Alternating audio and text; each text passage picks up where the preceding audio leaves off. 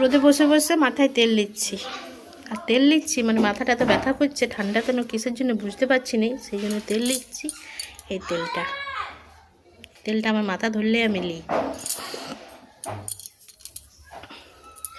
আর রোদে বসে বসে তেল নিতে ভালোই লাগে।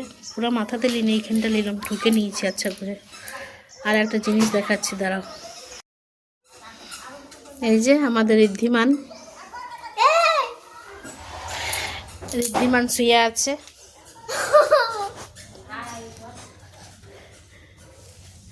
ঋদ্ধিমানের অবস্থা খারাপ, পায়ে লেগেছে। কি করে লেগেছে পায়ে বল? সাইকেলে পা ঢুকে গেছিল। দু ভাই মিলে সাইকেল চালাইছে।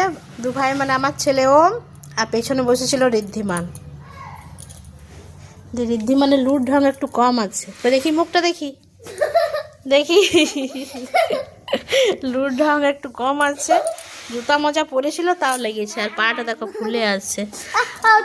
কালকে ডাক্তার দেখা হয়েছে। ডাক্তার বলে ভাঙাভাঙি হয় না, তা ওষুধ দিয়েছে 6-7 দিন দেখার পরে, তখন আরও দেখাইতে বলেছে যদি না কমে।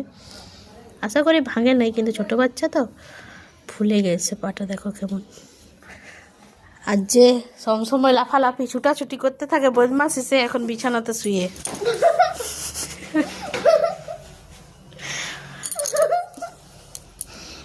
তোকে বল ডাক্তার কি বলেছে, হাঁটতে বলেছে না?